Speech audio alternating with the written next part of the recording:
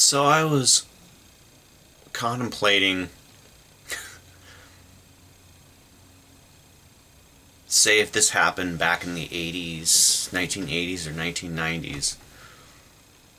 And most people at that time had at least a TV in their house. But I was imagining the difference between now and then. And that the TV was and is kind of like an authority figure in a virtual reality that you're part of. So it's like a reality show. Perfect example is like a game show or something like that. Or when you're watching the news, they're talking to you, you know? Like the newscaster's like talking to you. You know, it's different than watching a movie. Newscasters talking to you. So I've been re-inspired by studying Marshall McLuhan. Highly recommend listening to Marshall McLuhan. Amazing stuff. Has a lot to do with what's happening in our reality today. Anyway, there's a bunch of stuff I want to say, but first thing I'm going to say is I had a message from someone I've known pretty much my whole life, and he sent me a video regarding the inaccuracy of numbers provided of deaths in the US, that it was somewhat, we're being misled, and there's far fewer deaths than they're saying. So what I have to say about that is I would highly recommend everybody educate yourself. You know, I believe there's more, very possibly more deaths. There's a whole lot of deaths that aren't counted as coming from the coronavirus, and people die at home alone. They don't, they're just like on the streets, homeless. There's, so many circumstances. But what I want to say is you can go. See, this is the difference between being in the 1980s, 1990s, and just having the TV.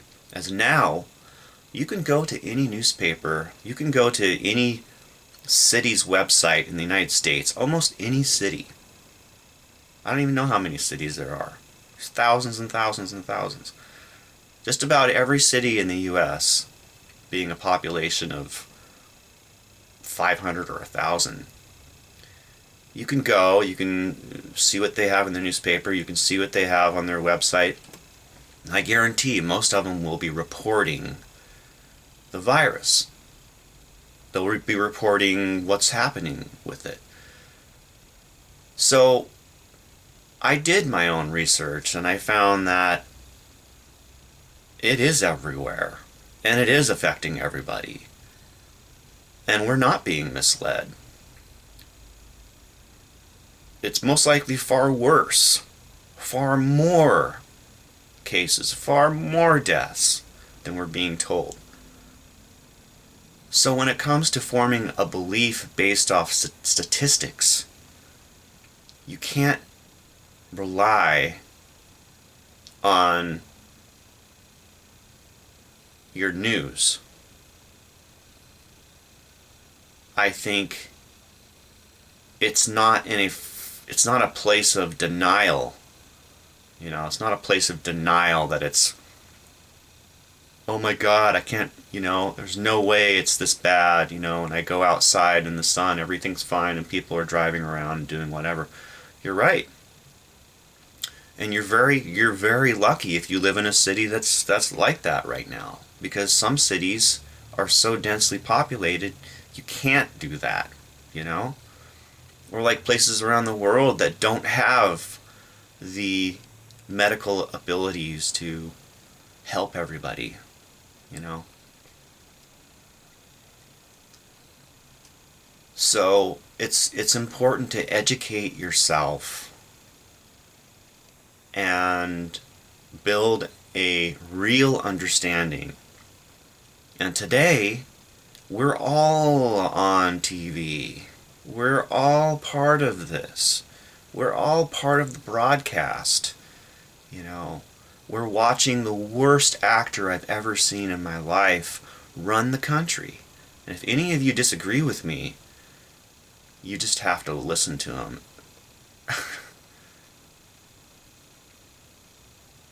A perfect example was yesterday talking about injecting sunlight into a body to help kill the virus, or injecting, you know, cleaning chemicals into a body, and then realizing that he's not joking, he's sincere, that he really believes it. You know, that's what's running the country. He's a reality show star. We're all in the reality show. That's it. And our lives depend somewhat on what happens, because we are also in the grips of laws. And this is something I really... Anybody that's got this far in the video, please listen to me. Please listen to this. Social distancing and all of that is an act of compassion. Okay? It's an act of compassion for your neighbor, for your friends, for your family, for everybody else that you don't know. It's about having compassion. It's about respecting those that you don't know more than that you do know. Because those that you don't know, it's important to understand that they're, you know, this is all very complex, you know.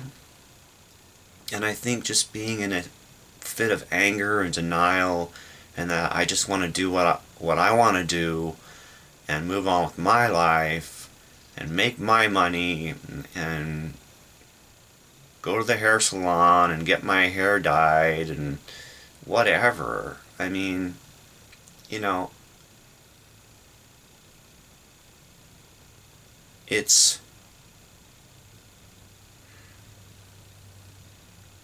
is from a point of arrogance that my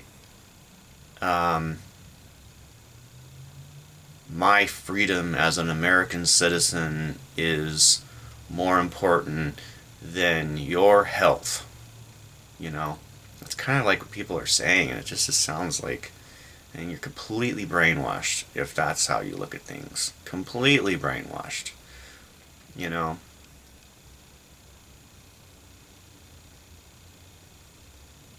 Yeah. I mean, this system is unfortunately set up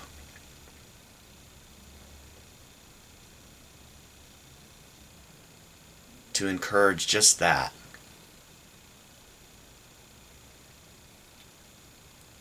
You know, the education system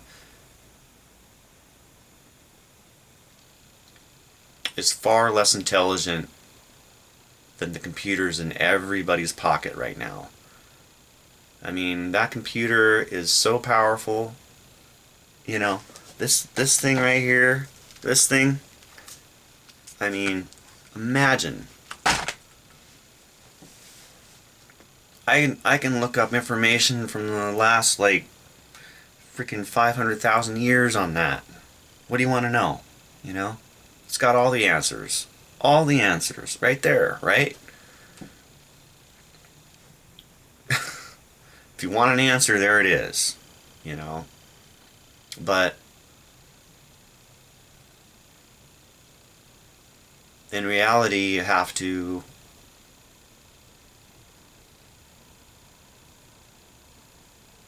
bring up that introspection into yourself and your connection with others.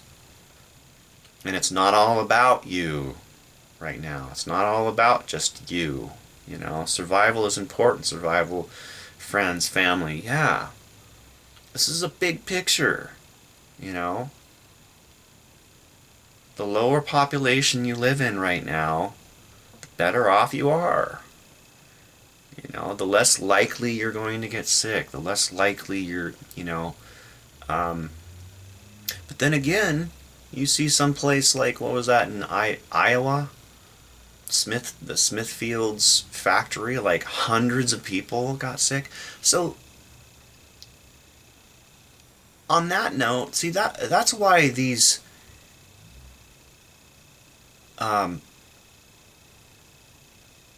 this extreme lockdown and measures are being taken, because this is contagious. Like, the only thing I can compare it to is chicken pox that I've had. I mean, you walk by somebody with chicken pox and you get it. I mean, this might not be quite that contagious, but it might be. The fact that it's not affecting you and your friends and your family and whatever, it doesn't mean that it can't still, and it doesn't mean that, I don't have to repeat it.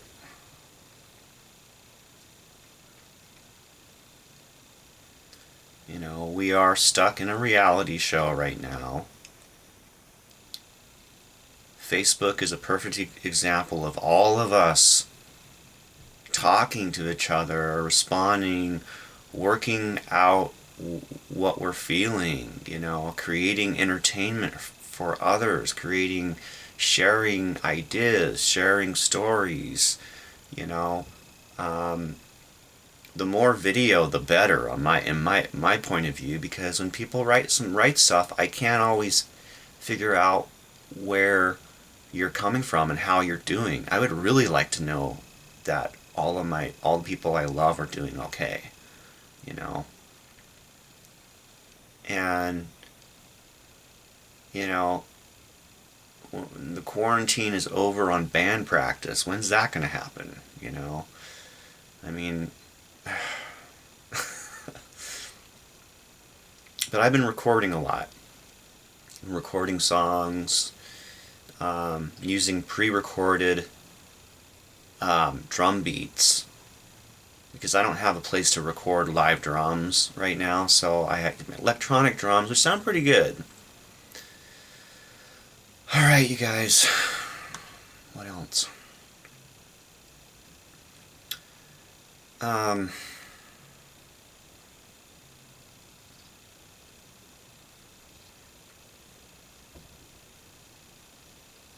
Yeah, I mean, I'll just say, it's dangerous when you have a reality show star that runs the country. It really is. I mean, that's like a metaphor, but it's also fact. We're all looking at TVs. We're all looking at computers and TVs. That's how we're part of this. Okay, that's what we're seeing. That's what we're experiencing. We know there's truth to it, right? But it's like this other portion of it, where we have this demigod type figure that is, I mean, I can't believe sometimes what he says. It's like, he's so naive to actuality. Being raised in a situation where he's been multi-billionaire, or whatever, multi-million billionaire his whole life, And everything has revolved around glitz and glamour and lots of money and fucking people over. You know, he does. He fucks people over for a living. If you don't think that's true, you just got to look into his history a little bit. You know, and there is some facts there. There's a lot that could be misleading, but that's the whole point.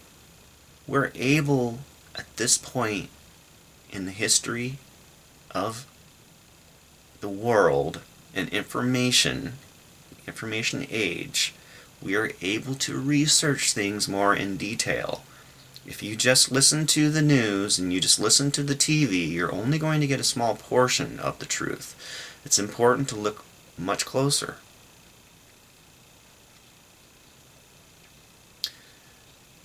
Last thing. It's a little upsetting to feel like our reality show is being led by somebody that can think injecting isopropyl alcohol and Clorox or whatever the fuck it is into your system could kill the virus, but something like a rent freeze or maybe some more money for folks, the large percentage of people are in dire frickin' need right now. And that seems to be not a executive order. Executive order, right?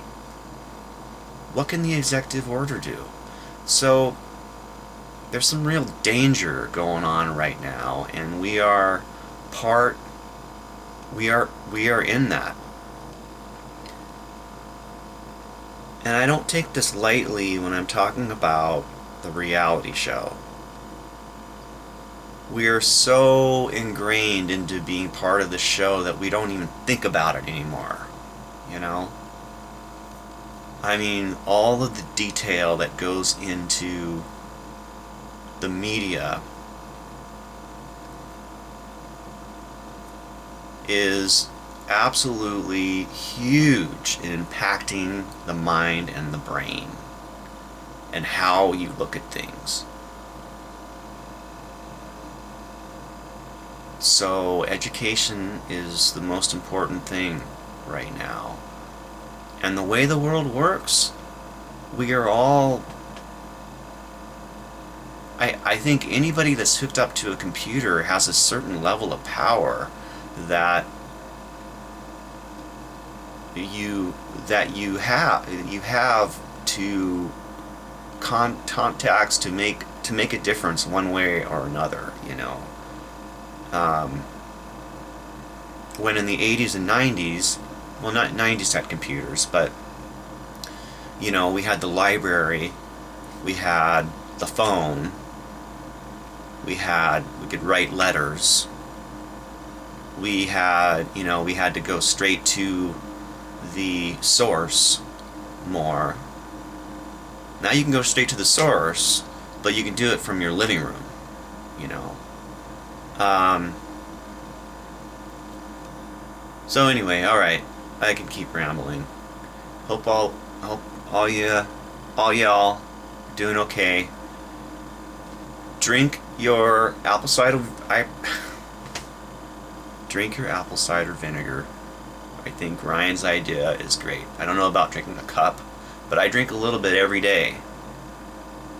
And I think it's good for you. Take your vitamin D. At least 5,000, what is it? I forget the 5,000 though. Not milligrams, it's something else. Vitamin C. Eat healthy. Read books. Books are good. Read. Alright. Bye.